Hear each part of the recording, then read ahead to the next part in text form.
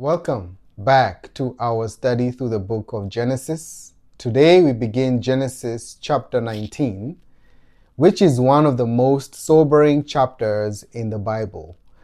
It shows two realities side by side: God's holy judgment against sin and his mercy toward those he rescues. Sodom represents the depth of human corruption, while Lot's rescue that we are going to see in this chapter shows the compassion of God. And the chapter reminds us that the sin brings destruction, but God still saves those he remembers in mercy. Read with me Genesis chapter 19 from verse 1. The two angels came to Sodom in the evening, and Lot was sitting in the gate of Sodom. When Lot saw them, he rose to meet them and bowed himself with his face to the earth and said, "My lords, please turn aside to your servant's house and spend the night, and wash your feet. Then you may rise up early and go on your way." They said, "No, we will spend the night in the town." But he pressed them strongly. So they turned aside to him and entered his house. And he made them a feast and baked unleavened bread, and they ate. Now let's pause and unpack. Two angels arrive in Sodom in the evening, and Lot is sitting at the gate of the city. Sitting at the gate suggests that Lot has become comfortable in this city. He has established this city as his home, his life. He is comfortable being around that kind of environment. Lot immediately recognizes the danger of leaving strangers outside overnight. He urges the angel strongly to come with him to his house, which means Lot is aware of the nature of the people that live in Sodom, yet he is comfortable being there. This moment, right? This moment where he urges them to come to his house for the night reveals something about Sodom. Lot knows how wicked the city has become. Though he lives there, he understands the city is dangerous. Though he lives there, a believer, which is you and I, may live in a corrupt environment, but we should never become comfortable with its wickedness. Genesis chapter 4. But before they lay down, the men of the city, the men of Sodom, both young and old, all the people to the last man, surrounded the house, and they called to Lot, "Where are the men who came to you tonight? Bring them out to us that we may know them." This is diabolical evil right here. Lot went out to the men at the entrance, shut the door after him, and said, "I beg you, my brothers, do not act so wickedly. Behold, I have two daughters who have not known any man. Let me bring them out to you and do to them as you please." This is a weak man. This man is displaying weakness. "Only do nothing to these men, for they have come under the shelter of my house." But they said, "Stand back." And they said, "This fellow came to sojourn, and he has become the judge. Now we will deal worse with you than with them." Then they pressed hard against the man Lot, and drew near to break the door. But the men reached out their hands and brought Lot into the house with them and shut the door. And they struck with blindness the men who were at the entrance of the house, both small and great, so that they wore themselves out groping for the door. Now let's unpack here. Before the night ends, the men of the city surround Lot's house. Scripture says both young and old come together, showing that the corruption affected the entire society. They demand that Lot brings out the visitors to them so that they can abuse them. Their sin is open, aggressive, and shameless. They are just ominous in their evil, just diabolical. Lot attempts to reason with them, but this response shows how deeply compromised he has become from living in Sodom so long. Lived here so long that his response is just complete weakness. His response is terrible. He's willing to put his own family through this kind of repugnant evil rather than do what he's supposed to have done. Leave that city a long time ago. The situation escalates until the angels intervene and strike the men with the blindness. Even in blindness, the men continue searching for the door, showing how hardened they had become in sin. When sin is embraced long enough, when we nurture it, treat it as a pet, it no longer hides, it becomes bold and destructive. Verse 12, then the men said to Lot, have you anyone else here, sons-in-law, sons, daughters, or anyone you have in the city? Bring them out of the place. These are the angels talking. For we are about to destroy this place, because the outcry against its people has become great before the Lord, and the Lord has sent us to destroy it. So Lot went out and said to his sons-in-law who were to marry his daughters, up, get out of this place, for the Lord is about to destroy the city. But he seemed to his sons-in-law to be jesting. They thought he was joking. Now, these angels tell Lot that judgment is about to fall in this city. They urge him to gather his family and leave immediately. Lot, we see here, he goes to try and warn his his sons-in-laws. But they think he's joking. The warning of judgment sounds unbelievable to them. This shows how people often respond to God's warnings. When people are comfortable in sin, the idea of judgment feels unrealistic. This is the world that we are living in today. People who ignore God's truth eventually begin to treat his warnings as a joke. Verse 15.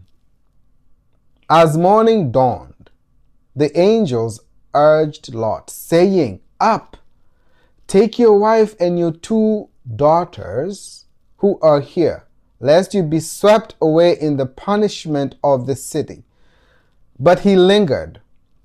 So the man seized him and his wife and his 2 daughters by the hand, the Lord being merciful to him. And they brought him out and set him outside the city. And as they brought them out, one said, escape for your life, do not look back or stop anywhere in the valley. Escape to the hills, lest you be swept away. And Lot said to them, O no, my lords, behold, your servant has found favor in your sight, and you have shown me great kindness in saving my life. But I cannot escape to the hills, lest the disaster overtake me and I die. Behold, this city is near enough to flee to, and is a little one. Let me escape there. Is it not a little one, and my life will be saved? He said to them, behold, I grant you this favor also, that I will not overthrow the city of which you have spoken. Escape there quickly, for I can do nothing till you arrive there. Therefore the name of the city was called Zoar. Now let's pause and unpack. Morning arrives, the angels urge Lot to hurry, but Lot hesitates, which really talks about how Lot is. Instead of abandoning him, the angels, they literally grab him, take a hold of him, and his wife and his daughters by the hand and lead them out of the city. And it explains to us in verse 16, the Lord being merciful unto him. That's why they literally had to grab them and drag them out of that city, because it says right here, Genesis 16, verse 16, the Lord being merciful unto him. Lot is not rescued because of his strength or decisiveness. He is not either. He's not strong and he's not decisive. He is rescued because God is merciful. Our salvation ultimately rests not on our strength, but on God's mercy. Verse 23. The sun had risen on the earth when Lot came to Zoar. Then the Lord rained on Sodom and Gomorrah sulfur and fire from the Lord out of heaven. And he overthrew those cities and all the valley and all the inhabitants of the cities and what grew on the ground. Wow. But Lot's wife behind him looked back, and she became a pillar of salt. How sad. And Abraham went early in the morning to the place where he had stood before the Lord. And he looked down toward Sodom and Gomorrah and toward all the land of the valley. And he looked, and behold, the smoke of the land went up like the smoke of a furnace. So it was that when God destroyed the cities of the valley, God remembered Abraham and sent Lot out of the midst of the overthrow, when he overthrew the cities in which Lot had lived. Let's pause. Once Lot is safely outside the city, as we have read, judgment falls, terrible judgment. Fire and brimstone rain down from the Lord, destroying Sodom and Gomorrah completely, utterly.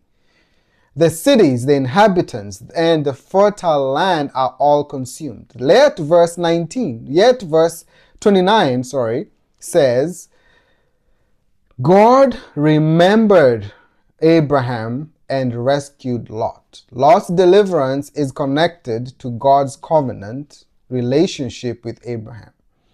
God's judgment is real, but he also remembers his promises and shows mercy to those connected to his covenant. Verse 26 that we've just read is sad because it tells us, as they were fleeing, Lot's wife looks back and becomes a pillar of salt.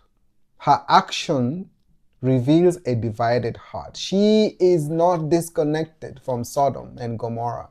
She is still longing for that city, that evil that was there, the wickedness, the diabolical wickedness is what she's longing for. She's still longing for that environment, and as a consequence, she pays a price.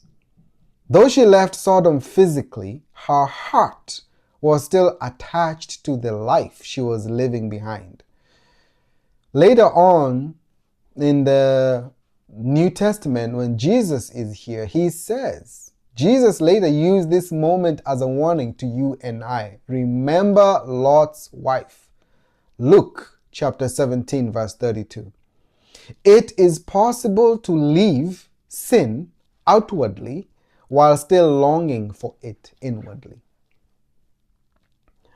Verse 30, now Lot went up out of Zoar and lived in the hills with his 2 daughters, for he was afraid to live in Zoar. So he lived in a cave with his 2 daughters.